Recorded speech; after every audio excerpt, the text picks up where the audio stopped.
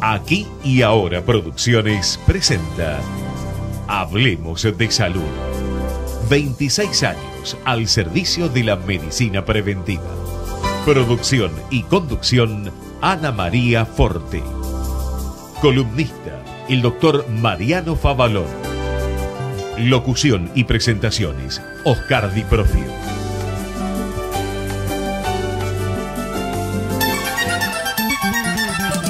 La fuerza del campo está en el trabajo de su gente y la fuerza del trabajador está en la UATRE, Unión Argentina de Trabajadores Rurales y Estibadores.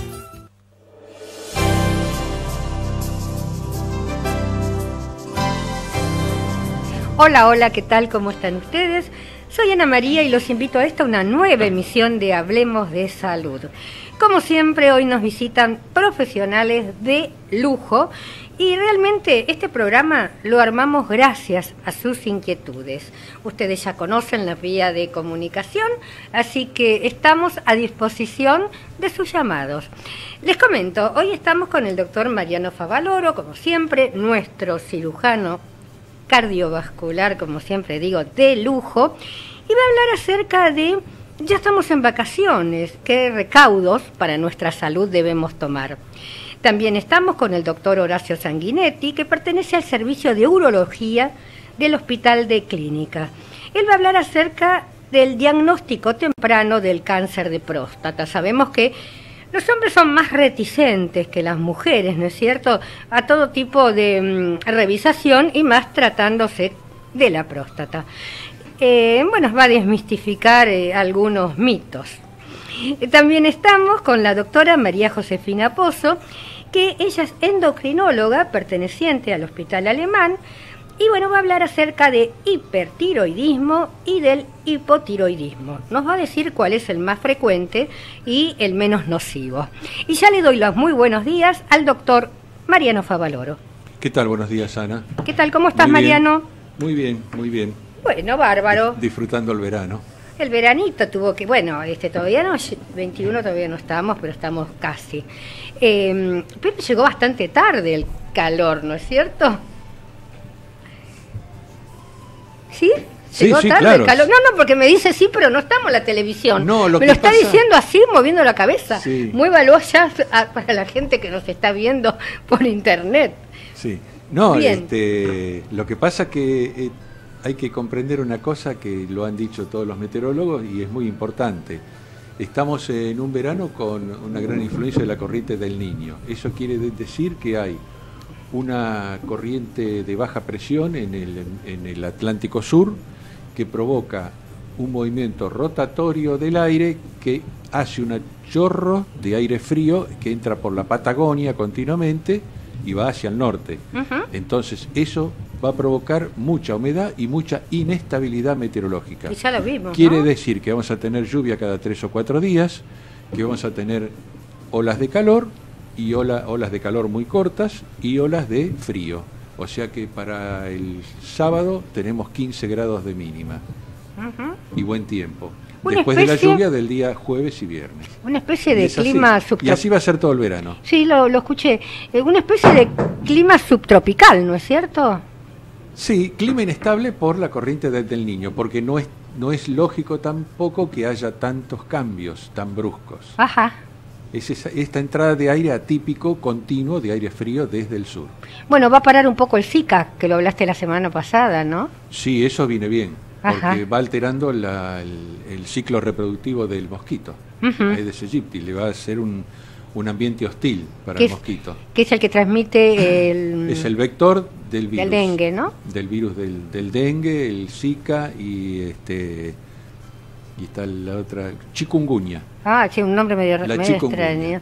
Bueno, Así es. sabemos que nos tenemos que limpiar nuestras casas, ¿no es cierto? Cuando hay, digamos, un fondo donde pueden criarse los mosquitos. Evitar todo mucha reservorio de agua estancada. limpieza, ¿no? Ese es el Bien, vamos al tema. secreto.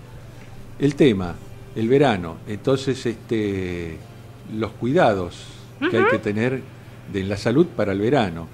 Siempre los más vulnerables son los extremos de la vida, que son los niños. Por ejemplo, los chicos hasta los 6 meses no pueden recibir rayos de sol en lo posible así en forma continuada, no dejarlos expuestos al sol. Pueden estar unos minutos así caminando los padres al sol, sí, pero no exponerlos así en forma dejarlos, ¿no es cierto?, expuestos al sol. Y las personas más mayores que también tienen muy reducidas sus recursos biológicos y todas sus capacidades metabólicas, por lo cual por ejemplo es muy común la deshidratación y es muy común las alteraciones de los parámetros biológicos, por ejemplo como la presión. En invierno comen con sal a pesar de los consejos médicos, toman mucha medicación, toman diuréticos, etcétera. Cuando llega el verano, por ahí comen con menos sal, entonces empiezan a tener hiponatremia, falta de sodio en sangre, siguen tomando el diurético, entonces como toman el diurético, orinan mucho, que no deberían tener, y sufren hipotensiones, sobre todo cuando salen a la calle por necesidad y reciben lo que casi llega a ser un golpe de calor, el coup de chaleur, que es una hipotensión brusca por la falla de los mecanismos reguladores, ¿no? Claro, y después dicen, uy, si yo tengo siempre alta presión, ¿cómo es que me caí desmayado? Claro, pero hay que adaptarse, Uh-huh. ¿no? Es como una cosa que está preparada para andar de una manera, pero cuando la expones a otra situación, tenés que cambiarla así, ¿no? Claro. Si estás manejando un vehículo que estás en la nieve, no vas a andar a 120 kilómetros por hora, Uh-huh. obviamente. Uh-huh. Hay que manejar de otra manera. Cambiaron las condiciones. Y acá también, si cambian las condiciones, hay que cambiar los cuidados. Y uno muchas veces suspende los diuréticos, por ejemplo, porque la diaforesia, o sea, la sudoración importante, también los deshidrata mucho, además del calor, que los vasodilata también y les produce hipotensión, ¿no? Uh-huh. También hay que tener en cuenta aquellas personas que durante el año no practican deporte, no corren, no caminan, no nada, y llegan las vacaciones y bueno, van a jugar al tenis, pelota paleta, al fútbol, y más de uno cayó en la cancha, ¿no? Sí. Vos sabés que eso me hace acordar una anécdota que se repitió. Yo iba a Miramar, ¿no? Uh-huh. Siempre a veranear. Y en la época que los 10, 15 años, 20 años que duró el auge del pádel, íbamos a jugar a la cancha y venían también personas relativamente jóvenes, de 40, 45 años, y jugaban ahí, estábamos al sol, no había otra hora que suponete la 1:30 de la tarde, entonces íbamos... La peor. La peor, íbamos a jugar. Y de repente yo veía que empezaban a tambalear, y me ocurrió varias veces con distintas personas, ¿no? Entonces yo le decía, ¿qué te pasa? No, estoy mareado. Y empezaban a tambalear, les tomaba el pulso, y se ve que por la deshidratación, la hiponatremia, o sea, el sodio bajo en sangre, hacían dieta para tratar de adelgazar, todo en el verano, todo de golpe querían solucionar. Exacto. Entonces comían alimentos que no tenían sales ni potasio, entonces les tomaba el pulso y estaban fibrilados, o sea, tenían el pulso totalmente irregular, hacían episodios de lo que se llama fibrilación auricular paroxística, provocada por la circunstancia, no es que la van a tener siempre. Entonces, lógicamente, le decían, no hiciste esto, no hiciste esto, no hiciste esto, y ahora todo de golpe, ¿no? Bueno, pasa eso también, Sí, ¿no? Eso de hacer un deporte Claro. sin estar adaptado Sí. y sin hacerlo con periodicidad, periódicamente, y ahí pasaban esos inconvenientes médicos que repercuten mucho también, porque, bueno, quedó fuera de juego, obviamente. Claro. Bueno, el hecho también, recuerdo hace un par de años, una amiga, una conocida, que también se desplomó en la playa, era una persona hipertensa, y bueno, cuando vino la ambulancia, le tomó el pulso, etcétera, se dio cuenta que, bueno, que estaba deshidratada. A su vez esta persona tomaba su pastillita para bajar la presión, tomaba su pastilla para orinar, y hacía 7 días que se le había dado por hacer la dieta de la verdura y la dieta de la fruta, mal alimentada. Entonces, todo esto es una gran ignorancia, porque como en esta etapa del año todos venden dietas para adelgazar o planes alimentarios, no todos pueden hacer lo mismo, ¿no? Lo que pasa es que es pedirle mucho a las cosas, todo de golpe, no se puede, todo tiene que ser paulatino y a su momento. Consejo útil para esta época, para que no pase todo eso. Hidratarse bien. ¿Qué significa? tomar 1,5 litros a 2 litros de agua por día.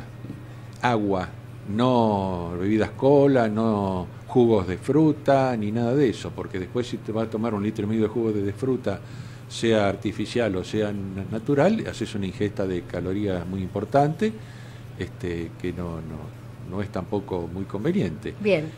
Hidratarse bien, evitar el sol, sobre todo desde las 10 de la mañana hasta las 3, 4 de la tarde.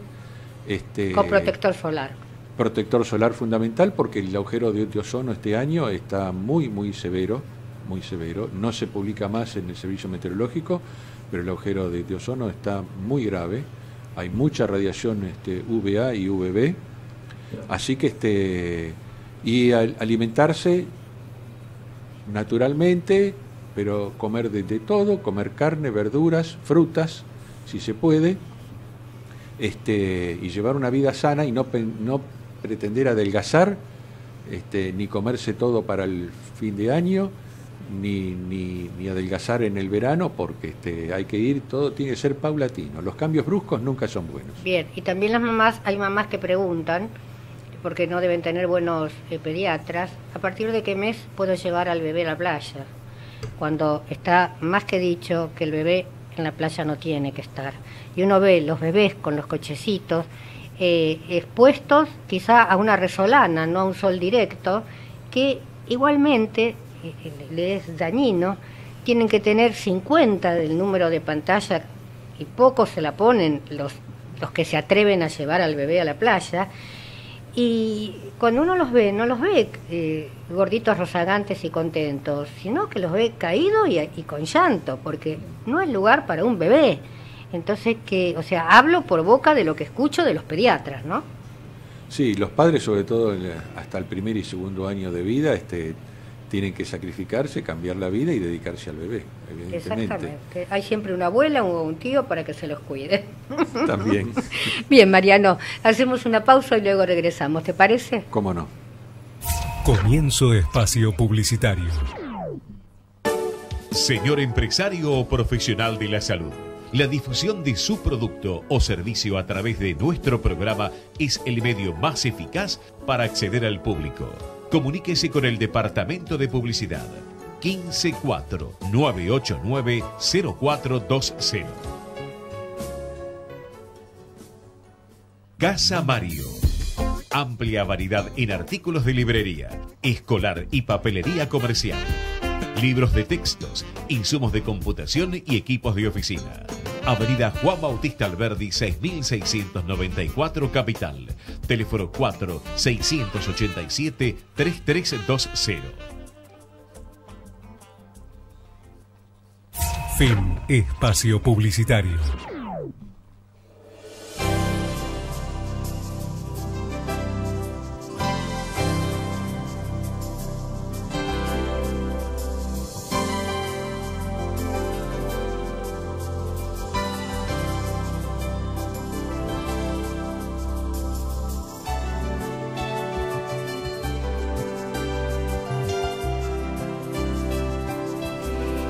Y continuamos con Hablemos de Salud. Ya estamos con el doctor Horacio Sanguinetti, que es urólogo. Va a hablar, como ya se los adelanté, diagnóstico temprano del cáncer de próstata. Muy buenas tardes, ¿cómo te encontrás? Muchas gracias por la invitación, estamos muy bien. Al contrario, yo digo, la agradecida siempre soy yo, ¿no es cierto? Excelentes profesionales y excelentes seres humanos. Contanos, ¿qué es el cáncer de próstata? El cáncer de próstata es una enfermedad maligna que se ubica en la glándula prostática y que es el segundo tumor más frecuente en hombres atrás del cáncer de pulmón, o sea, es una patología muy frecuente y tiene una mortalidad también muy alta. Es la segunda causa de muerte en hombres en Estados Unidos, y en Latinoamérica no hay datos tan fidedignos como en Estados Unidos, pero aparentemente podría ser incluso mayor. El cáncer es una enfermedad en forma global que está aumentando, incluso en estadísticas del 2012 ha superado a las causas cardiovasculares como causas de muerte en forma global. Se habla mucho de trastornos en la alimentación o digamos, de comer sustancias que antes no se comían, alimentos transgénicos o distintas cosas que podrían llegar a tener un impacto en esto. No está todavía aclarada la causa, pero lo que sí se observa es un aumento en la incidencia del cáncer en general. ¿Y podría ser de pronto prevenida la muerte por cáncer de próstata? Lo que tiene también de bueno el cáncer en general es que si uno lo detecta a tiempo puede tratarse y curarse. El cáncer de próstata encontrado a tiempo en un 90% de los casos tiene una supervivencia a 5 años normal, es decir, el 90% de los pacientes con cáncer de próstata sobreviven los primeros 5 años sin inconvenientes. Horacio, el problema es comentanos por qué el hombre es tan reticente para ir a la revisación. Y siempre hay esos resquemores por el famoso tacto rectal. Muchos hombres prefieren no hacérselo. Prefieren morirse. Sí, o dicen que no sé, perderían la hombría. Es la típica charla de asado que todos empiezan a comentar y bueno, yo fui, yo no fui, no, yo no voy ni loco. Lo cierto es que la detección temprana del cáncer de próstata puede salvar la vida. El 90% de este que hablábamos de supervivencia cae a un 30% cuando la enfermedad es encontrada en forma tardía con metástasis. O sea que es una gran diferencia si el paciente puede consultar tempranamente y se diagnostica tempranamente o cuando consulta ya con síntomas y en forma tardía. En ese caso, cuando uno llega en forma tardía, ¿puede tener algún tipo de metástasis? Las metástasis más comunes son a los huesos. Y además son metástasis muy dolorosas que producen fracturas patológicas, son cuadros muy feos cuando uno piensa que podría haber sido detectado más tempranamente. ¿Podemos decir metástasis sinónimo de ramificación? Claro, sí, las sucursales. Las sucursales, mira qué buena. Bien, sabemos que hay factores de riesgo que se pueden llegar a evitar, ¿cómo son? La edad, en el caso de cáncer de próstata, es el factor de riesgo más importante. Hay estudios de autopsias que demuestran que hay células con cáncer de próstata en pacientes que fallecieron por otras causas. Y estas células con cáncer de próstata, en pacientes, por ejemplo, que han fallecido a los 80 años, cerca del 80% de estos pacientes tienen cáncer de próstata sin ser clínicamente significativo. Este es uno de los problemas que tiene el cáncer de próstata, donde hay pacientes que rápidamente evolucionan y fallecen y otros pacientes que tienen una enfermedad más indolente. Todavía no sabemos cuál es la diferencia, no tenemos forma de identificar cuáles de estos tumores van a evolucionar y matar al paciente y cuáles de estos tumores no van a hacerle nada y uno los puede controlar. También hay algún factor hereditario. Se dice que más o menos el 75% de los tumores de próstata son esporádicos, pero el 25% tienen algún antecedente familiar. Entonces siempre es importante, si uno tiene padre, hermanos mayores, tíos con cáncer de próstata, que los controles sean sobre todo más tempranos en la edad, ¿no? Y después el tema del alimento, que es lo que estábamos hablando. Hay algunos indicios de que la dieta alta en grasas y comer poca verdura y pocas frutas puede tener un aumento de incidencia de estos tumores. Y también hay algunos tratamientos con suplementos dietarios, como el selenio, el zinc, la vitamina E, los famosos antioxidantes, que podrían haber demostrado una mejoría. Digo todo en potencial porque es muy difícil realmente demostrarlo exactamente, porque uno necesita mucho tiempo para evaluar este tipo de modificaciones en la dieta o en suplementos dietarios. Bien, ¿y qué tipo de estudios se realizan? Para el diagnóstico del cáncer de próstata se hace un análisis de sangre, que es el famoso PSA, o antígeno prostático específico, son las siglas en inglés, y el tacto rectal. El antígeno prostático específico es una proteína que aumenta cuando hay alguna enfermedad de la glándula prostática. Y el problema que tiene es que no es específico de cáncer. Entonces aumenta cuando hay cáncer, pero también aumenta cuando hay crecimiento benigno, cuando hay inflamación, cuando hay infección. Y esto lo hace inespecífico. De todas maneras, cuando uno tiene un PSA elevado, depende cuán elevado está, el riesgo de cáncer aumenta. Y el tacto rectal complementa al PSA porque hay hasta un 10% de tumores de próstata que no fabrican PSA. Entonces, por más que el paciente tenga PSA bajo, si uno le hace el tacto rectal y detecta un nódulo, puede diagnosticar ese tumor en forma temprana que de otra manera no se detectaría. De pronto el hombre puede llegar a tener otra patología en próstata sin llegar a ser una maligna como es el cáncer de próstata. Exactamente, es muy frecuente la hiperplasia prostática, el crecimiento de la glándula que se da en casi todos los hombres. Y esto puede hacer que el PSA también suba.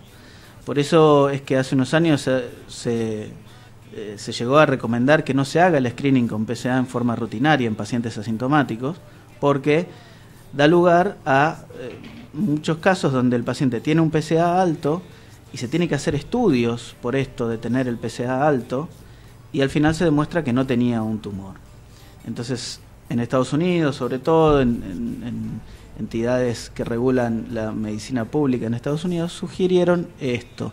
Y esto fue bastante criticado, tanto por las asociaciones urológicas norteamericanas como por nuestra Sociedad Argentina de Urología, que públicamente también se manifestaron en contra de esto, porque históricamente el PSA logró esta detección temprana del cáncer, y lo importante, siempre se dice, es basarse en el paciente, es evaluar y conversar con el paciente los riesgos, los beneficios de hacerse un PSA incluso. No hacérselo porque sí, comentarle, mire, podemos hacer este estudio, si usted tiene algo, es bueno detectarlo a tiempo, y esto tampoco va a implicar salir corriendo a hacer tratamientos agresivos y a veces innecesarios. Entonces yo creo que el diagnóstico siempre es útil tenerlo, y después uno decidirá qué tratamiento puede hacer o qué no, y siempre con la medicina basada en el paciente, no en las grandes estadísticas que son lo que manejan este tipo de entidades, o muchas veces muy relacionadas con los prestadores de salud. Para los prestadores de salud, sobre todo en Estados Unidos, el screening es muy costoso. Entonces ellos abogan porque no se haga el screening a toda la población.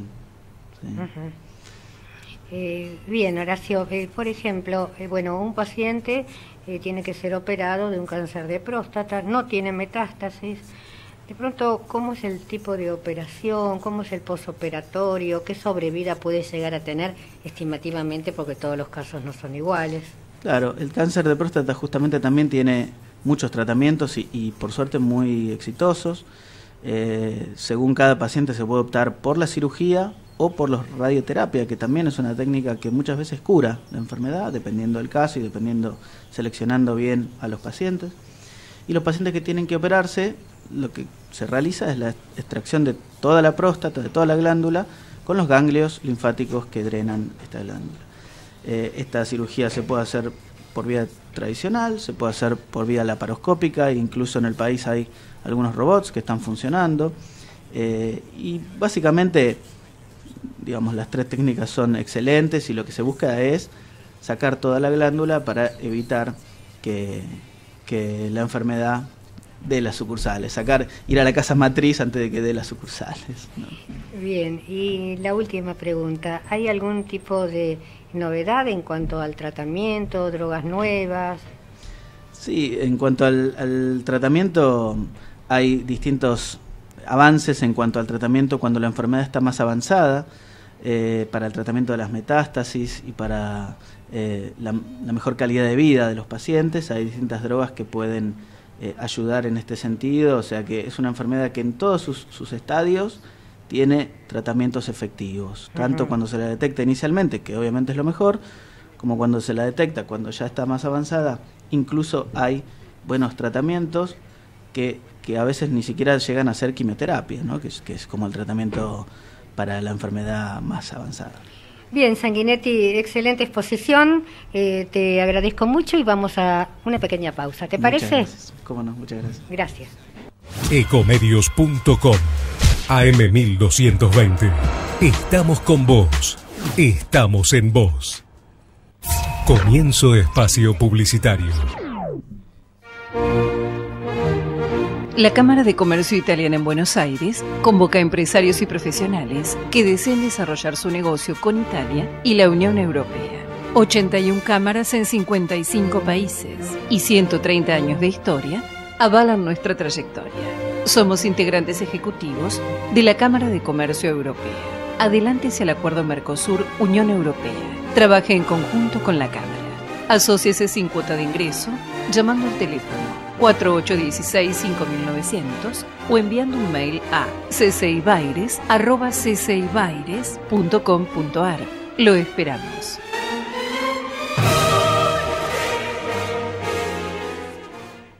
Fin espacio publicitario. Descarga gratis de tu celular la aplicación Ecomedios. Podés escucharnos en vivo, informarte con las últimas noticias y entrevistas en audio y video. Búscala y bajate la aplicación Ecomedios. Podés vernos en vivo en ecohd.com.ar. Conectate con nosotros. Línea directa 4-325-1220.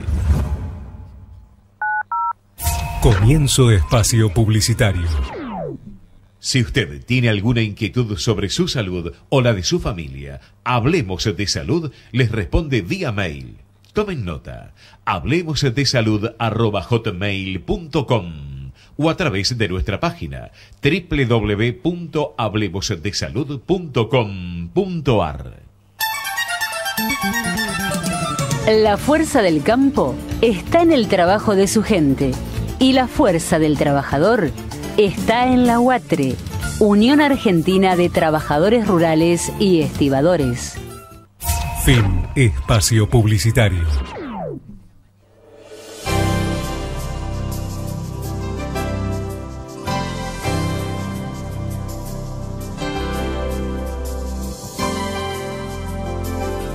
Y continuamos con Hablemos de Salud. Ya estamos con la doctora María Josefina Pozo, endocrinóloga del Hospital Alemán, a quien ya le doy las muy buenas tardes. Hola, buenas tardes, mucho gusto, gracias por la invitación. Al contrario, el gusto es mío y realmente te digo que, bueno, este es un tema que les interesa a muchas, no sé por qué les interesa más a las mujeres que a los hombres, contame.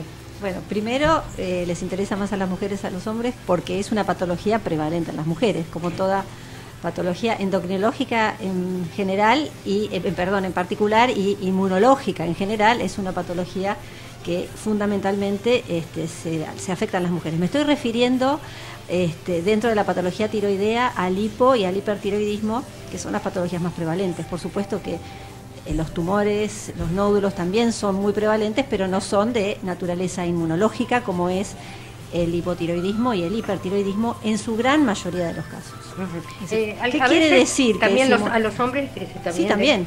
Para que estén atentos, que no es... La prevalencia es claro. 3-4-1, pero Bien. también, de cada 100, 25 son hombres, entre 25 y 30. Bien. Es decir, ¿qué quiere decir que es inmunológico? Digamos, el gran porcentaje de los hipotiroidismos son de etiología autoinmune. De alguna manera, el sistema nuestro inmunológico, que es el que nos protege frente a la entrada de organismos externos como virus, bacterias, generando anticuerpos, acá genera anticuerpos contra estructuras propias del organismo, ya sea una enzima, una célula, una glándula, generan anticuerpos que tienden a inflamar a la glándula y a lo largo a destruirlas. Eso se llama tiroiditis, que tiene un proceso muy largo hasta que se llega a que se tenga hipotiroidismo. Puede pasar desde muy poco tiempo hasta muchos años. Y en el hipertiroidismo es al revés, se produce de alguna manera en el hipotiroidismo de mayor frecuencia, que es el hipertiroidismo autoinmune.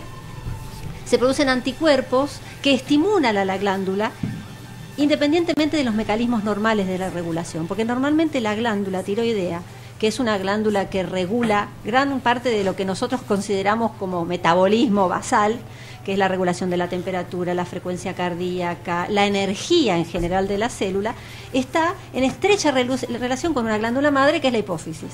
De manera que cuando bajan las hormonas tiroideas, la hipófisis se frena y viceversa. Cuando hay hipotiroidismo o hipertiroidismo se rompe ese mecanismo, digamos, ¿no? Bien, ¿existe algún tipo de... ¿cómo se detecta? Empezamos por ahí. Bueno, el hipotiroidismo hoy día es una patología absolutamente prevalente. Si uno va y busca con un análisis de sangre que es la TSH. TSH es la hormona que segrega la hipófisis y que estimula a la glándula a el tamaño, la estructura y la función. Y eso es al revés de lo que la gente piensa. Cuando hay hipotiroidismo, quiere decir que hay periféricamente hormonas, que son la T3 y la T4, que son las dos hormonas tiroideas disminuidas. Y la TSH, que está frenada normalmente por esas hormonas, cuando están disminuidas se dispara. Y es al revés. La gente en general, cuando ve ese valor alto, dice, me está funcionando de más. No, es al revés. Cuando la TSH está alta, hay hipotiroidismo o insuficiente tratamiento, y cuando está baja la TSH es al revés, hay hipertiroidismo o sobremedicación los pacientes que están tratados. Es decir, que el diagnóstico es muy fácil. Hoy por hoy se hace prácticamente de rutina el análisis de tiroides en un laboratorio, y se hace con el análisis de T4 y TSH. Yo creo que tendría que ser obligatorio. Yo te cuento mi experiencia personal. Tengo un grupo de amigas, vamos a suponer el más chiquito, un núcleo de 15 amigas. Te digo que todas, sin excepción, y la que no tiene hiper, tiene hipo, y si no, nódulos. Entonces, eso es un índice muy grande que tendría que estar detectado, o sea, como se le hace a la mujer un PAP y una colpo, ¿no? De hecho se hace. El tema es la interpretación de eso y cómo actúa uno en consecuencia con eso. Y yo, en mi opinión personal, creo que hay sobrediagnóstico y sobretratamiento de estas patologías. Es decir, hay dentro del hipotiroidismo, que ya los que tenemos varios años de experiencia y de ejercer la profesión, ya no vemos el hipotiroidismo clínico, como veíamos antes, que el paciente entraba y decía, este paciente está hipotiroideo, porque tenía un cuadro clínico severo.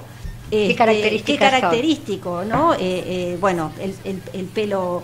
Primero tiene una cosa que se llama mixedema, que es un edema diferente, ¿no? La cara abotagada, la cola de las cejas se cae, el pelo, la lengua grande, la voz gruesa, el paciente está lento, no puede concentrarse. Bueno, eso es un hipotiroidismo grave que puede llevar a lo que se llama mixedema, que en los pacientes muy grandes y antes se veía el coma mixedematoso. Los pacientes llegaban a esa situación por no tomar hormona tiroidea. Yo no recuerdo en los últimos 20 años haber visto un coma mixedematoso en el hospital. ¿Y generalmente aumentan de peso?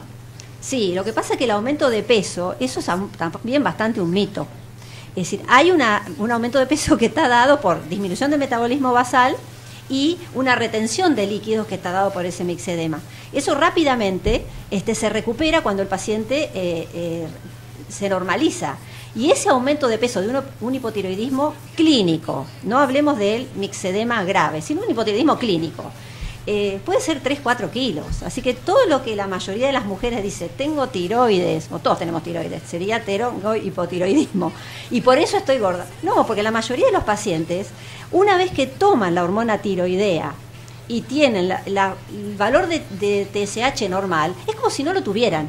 Entonces, todo lo demás que se le achaca a la tiroides ya no tiene sentido. Si un paciente tiene hipotiroidismo o tendrá tiroiditis y el hipotiroidismo ya no lo tiene más, lo tiene tratado. Esa es un poco... Ahora, el hipotiroidismo subclínico es hasta un 10% de la población de mujeres mayores de 60 años, entre 50 y 60 tienen hipotiroidismo subclínico si uno lo va a buscar.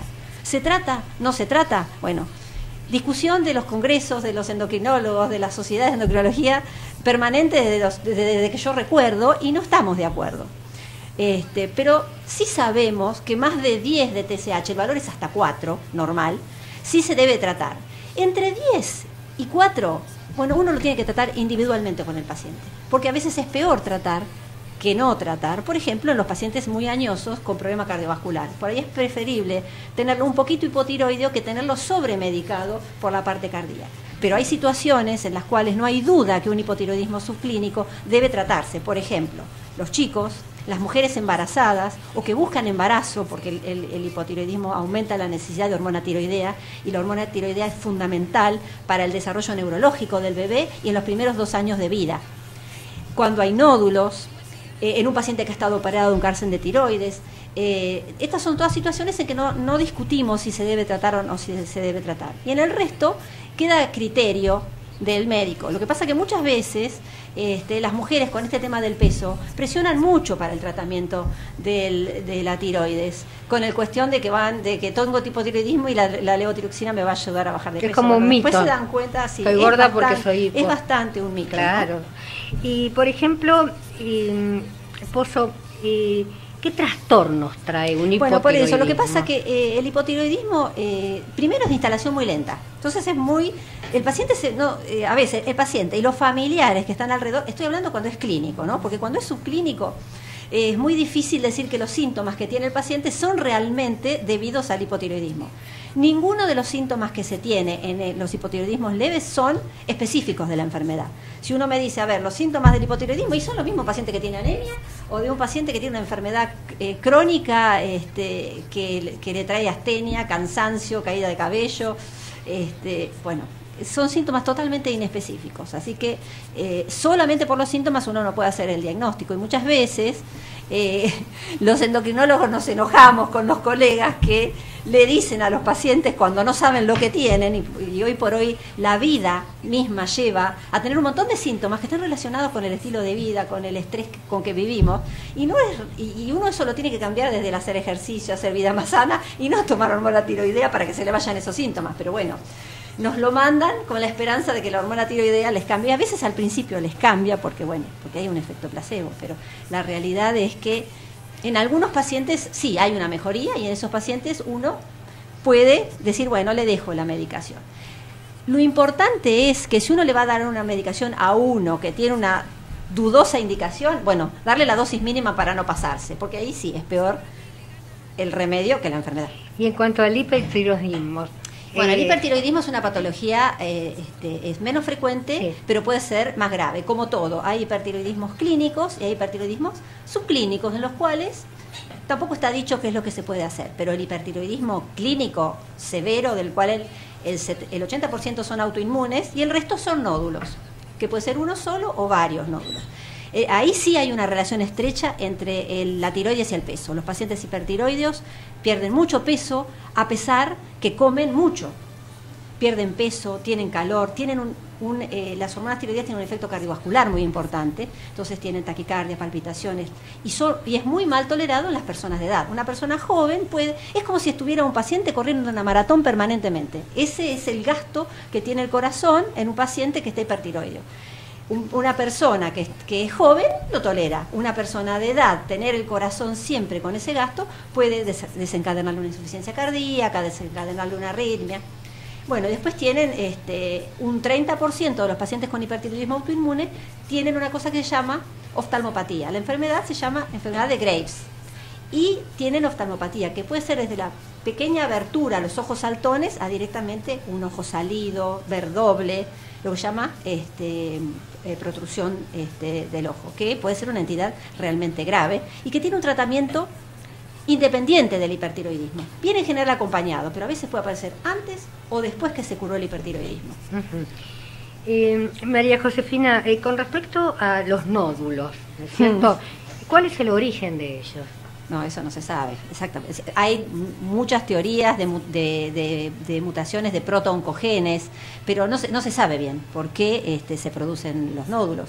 Es decir, en una época el bocio, que es el aumento del tamaño de la glándula, estaba dado por el déficit de yodo, que era endémico en nuestro país. De ahí viene la palabra de coto, que eran esos bocios enormes que se llaman bocio endémico, que ya no los vemos desde que hace ya un montón de años la sal está iodada por ley. Entonces no hay déficit de yodo en el organismo. Pero bueno, el tema nódulos es un tema bastante también difícil porque ha entrado dentro de la rutina del chequeo tiroideo, cosa que no está bien, hacer una ecografía de tiroides a todo el mundo. Entonces todo el mundo tiene algún tipo de nódulo después de los 50 años y no quiere decir que esos nódulos tengan significación clínica. Y pasa un poco como lo que el doctor decía con el tema del PSA y el diagnóstico del cáncer de próstata. No se sabe bien si hacer el diagnóstico de esos cánceres tan chiquititos realmente es importante para la vida del paciente, porque está demostrado en autopsias que mucha gente que muere con cáncer de tiroides, microcarcinoma, que no tiene ninguna significación clínica. Y el sistema inmunológico incluso a veces se deshace de ellos mismos y desaparecen. En ese caso también se lo medica con T4, por ejemplo.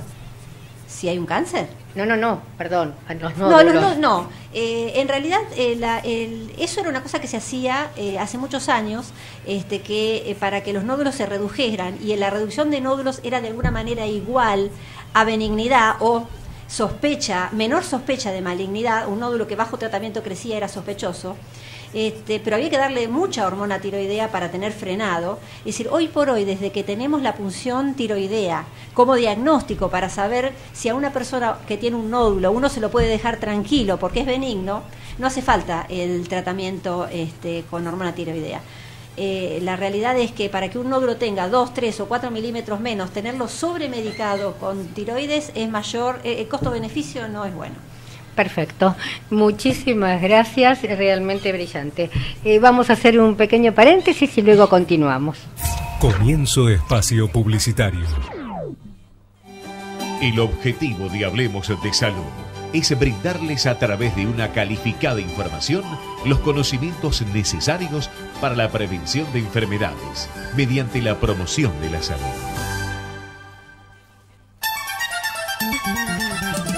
La fuerza del campo está en el trabajo de su gente y la fuerza del trabajador está en la UATRE, Unión Argentina de Trabajadores Rurales y Estibadores.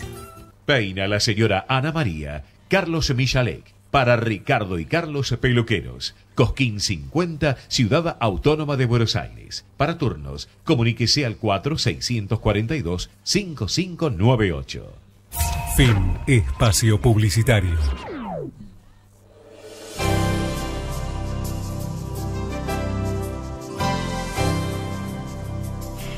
Y continuamos con Hablemos de Salud. Ya estamos con una gran amiga, la doctora Susana Sokolowski. Ella es especialista en ciencias químicas y bueno, y un montón de cosas más que ya nos lo va a explicar. Y el tema que va a tratar es el tema tan hablado y tan, no sé cómo decir, de los edulcorantes, ¿no? Que mucho se habla y poco se sabe. Es mejor que el azúcar, hay que tomar stevia. ¿Qué nos podés contar? ¿Qué tal, Ana? Un placer estar con vos de vuelta. Había estado con vos antes de nuestro Congreso de Ciencia y Tecnología de Alimentos, que tuvo lugar a principios de noviembre. Y uno de los temas destacados que tuvo mucho interés en el Congreso fue el tema de edulcorantes no calóricos, intensivos, no nutritivos, como quieras llamarlo. Es importante sobre todo porque la gente cuando llega el verano se pregunta ¿qué hago? ¿Puedo disminuir las calorías totales que consumo en el día aprovechando la oportunidad de que tengo alimentos o bebidas que tienen 0 calorías y que están edulcoradas con edulcorantes no calóricos? Y hay mucho mito, mucho internet inadecuado, mucha búsqueda en internet de fuentes no serias que hablan de diferentes peligros asociados al consumo de edulcorantes intensivos, que obviamente no es verdad, porque lo que hay que recordarle al consumidor es que los edulcorantes intensivos son aditivos alimentarios y los aditivos alimentarios están estudiados aún más que los medicamentos, dado que son productos que se consumen por la población en general. Y como tales, dado que los alimentos no se indican para un grupo de personas como los medicamentos, sino que pueden ser consumidos por niños de entre 2 años y 90, su inocuidad tiene que estar garantizada, y esto lo hace un organismo dependiente de la Organización Mundial de la Salud y de la FAO, que es la Comisión del Codex Alimentarius, a la cual llegan las opiniones de un comité específico, el Comité de Expertos en Aditivos Alimentarios de FAO-OMS, que es quien estudia la inocuidad, seguridad de los aditivos alimentarios en general. De modo que, perdón, Ana, decime. De modo que, siendo los edulcorantes intensivos aditivos alimentarios, su inocuidad está absolutamente probada, y lo que se hace generalmente cuando surgen nuevas evidencias es hacer revisiones periódicas de los metaanálisis de estudios científicos aparecidos desde la última revisión, para asegurar que nuevos estudios no indiquen cambios en la ingesta diaria admitida, que es la cantidad que una persona puede consumir por kilo de peso corporal por día durante toda su vida sin que exista ningún riesgo asociado. A eso iba la pregunta, Susana. Sí. Dice, bueno, en las etiquetas, 8 gotas por ingesta, ¿no es cierto? Y yo he visto, y me incluyo, que nadie cuenta 8 gotas y contamos 3 chorros. Entonces, eso realmente puede ser nocivo. Y para continuar la pregunta, en algunos envases dice no contiene aspartamo, ¿puede ser? Cómo no, esas muy buenas las preguntas. Realmente da oportunidad para aclararle esto al consumidor. La ingesta diaria admitida se calcula en base a un valor que es un nivel 100 veces superior al que aparece como ingesta diaria admitida. Y ese valor, es decir, aquel que podría presentar un riesgo potencial en animales de laboratorio en los que se estudia la toxicología, se divide, que se conoce con el nombre de NOAEL, que es un límite estudiado en animales de laboratorio, se divide 2 veces por un factor de 10. Uno para disminuirlo respecto de la diferencia que existe entre distintos estudios en animales de laboratorios y el humano, y otro por las diferencias que pudiera haber por el uso en diferentes categorías de humanos, refiriéndose en esto al género, edad, sexo, etnia, etc. De modo que los estudios se hacen con cantidades que son 100 veces superiores a lo que después se admite como la ingesta diaria admisible para humanos. Es decir, que si uno cuando uno echa 8 gotitas, eso está en relación no al IDA, sino a la potencia del dulzor, del edulcorante intensivo presentado en forma líquida. Si uno en vez de usar un sobrecito color amarillo usa 2 porque le gusta más dulce el café, el impacto es nulo. Y cuando uno estudia otro factor que se llama el factor de exposición o el nivel de exposición, cuando se hacen los estudios toxicológicos en los que se reemplaza todo lo que un humano puede comer durante el día que sea dulce y se reemplazan todo el azúcar u otros edulcorantes calóricos por edulcorantes intensivos, llega a un valor de exposición que es la cantidad que estaría consumiendo de ese edulcorante en particular si consumiera todo lo dulce edulcorado con ese edulcorante. Así se sacan también, en base a los valores de exposición, los niveles de uso en los distintos alimentos. Por ejemplo, así está calculado el nivel de exposición y teniendo en cuenta el dulzor relativo, cuánto se usa en un café, cuánto se usa en un helado, cuánto se usa en una bebida 0 calorías.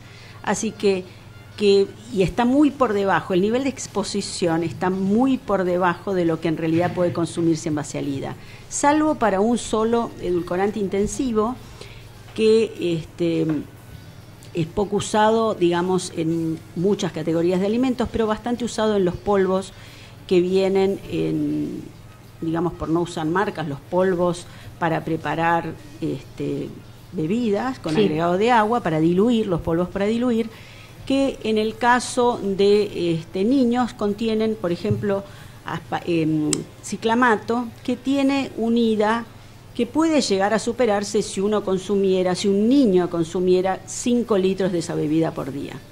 De modo que es raro que un niño consuma 5 litros, pero digamos que es el único factor que uno podría indicar que porque tiene un IDA que se acercaría con un consumo súper excesivo, podría uno llegar al IDA. Ahora, a mí me llamó la atención, Susana, que una bebida cola de las más importantes, en la cola light, ¿no es cierto?, sí, que utilizaba, sacó precisamente el componente, y eso llama la atención. Si lo sacó, ¿era malo?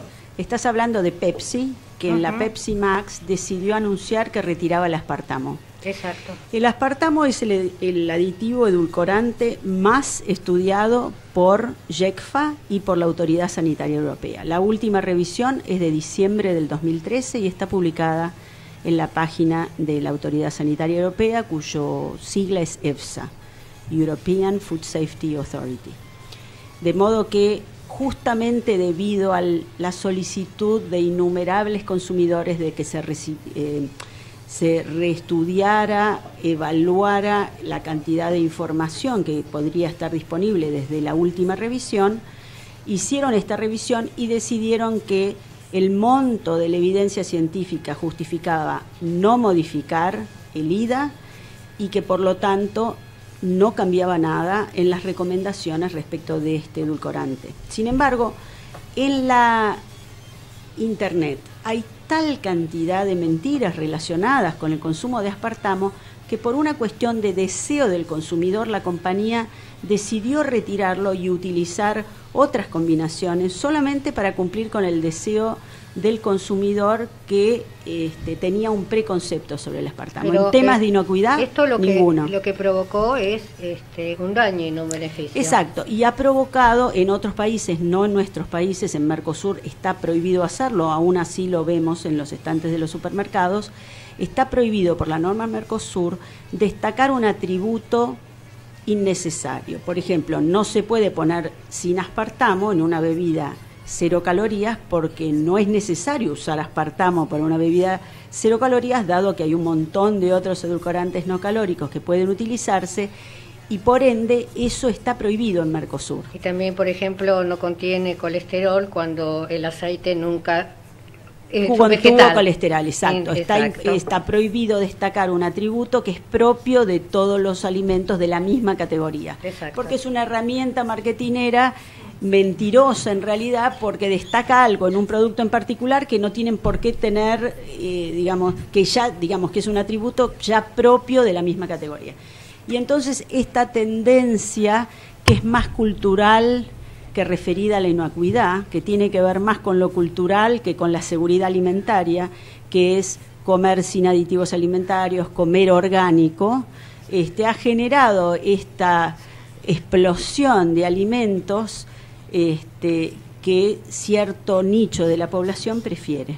Una pregunta, ¿con el edulcorante se puede cocinar? Por ejemplo, uno hace un postre y en lugar de ponerle azúcar, ¿le puede poner edulcorante? Bueno, vas a tener un problema si querés hacer un flan solo con huevos, leche y sin azúcar, porque te va a salir un flan muy chatito, porque el azúcar, además de dar dulzor, incorpora masa, incorpora gramos a la preparación, de modo que en los alimentos elaborados industrialmente, la sustitución del azúcar no se hace solo con un edulcorante intensivo, cuya cantidad es mínima porque su potencia de dulzor es enorme. Se usan otros, se llaman agentes de cuerpo o de volumen, como la polidextrosa o polialcoholes o la inulina o los fructooligosacáridos, que dan cuerpo pero no dulzor y que combinados con los edulcorantes intensivos permiten reemplazar el azúcar en una preparación culinaria. O sea, decís que combinado, quiere decir que se puede cocinar, salvo con algunos que no son estables al calor. O sea, eso quiero saber. El aspartamo no es estable al calor y no conserva el dulzor si es calentado, mientras que todos los demás sí lo conservan. La sucralosa lo conserva, la stevia lo conserva, etcétera. Solo el aspartamo no es apto para cocinar en caliente. O sea que los edulcorantes que contienen aspartano no se pueden cocinar en caliente. Es que en realidad lo que son la mayoría. ¿No? ¿O me estoy equivocando? No, solo el aspartamo es inestable al calor, pierde el dulzor cuando uno lo cocina. ¿Todos los edulcorantes tienen aspartamo? No, todos los edulcorantes no tienen aspartamo. Perfecto. De hecho, en el mercado hay sobrecitos de edulcorante para café, por decirlo lo que nosotros llamamos edulcorantes de mesa. El líquido no sirve para cocinar. Porque algunas personas, están acostumbradas a ponerle en la salsa para quitar... sí, en vez de una cucharadita de azúcar. Exactamente. Bueno, en ese caso sí, porque la masa de azúcar que uno agrega en una cucharadita no hace a la salsa. Perfecto. Pero en un brownie no podrás hacer un brownie si solamente usás manteca, huevos y harina. Más que experta, nos estás enseñando a cocinar. Cómo no, es una de mis debilidades y hábitos personales. Yo soy muy buena cocinera. Bien. Sokolowski, me quedaría horas charlando con vos, pero realmente nuestro programa llegó a su fin. Te agradezco muchísimo, gracias pero muchísimo a vos, Ana, tu gracias presencia. por la oportunidad. Muchísimas gracias, doctor Sanguinetti, muchísimas gracias, doctora Pozo, muchas gracias, Mariano Favaloro, mi columnista de lujo. Será hasta una próxima. Con respecto a la audiencia, recuerden, los espero la próxima semana en este mismo horario. Chau, chau.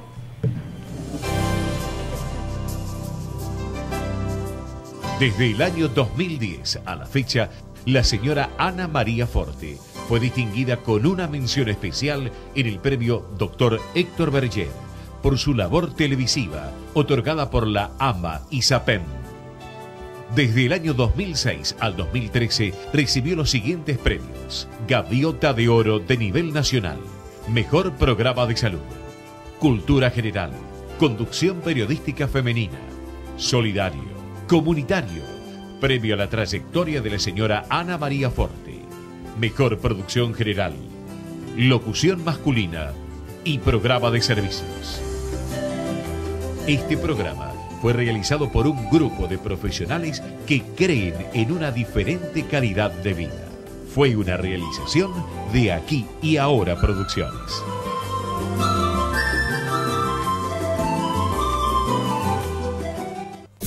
Desde Buenos Aires, transmite LRI 224, AM 1220, Ecomedios,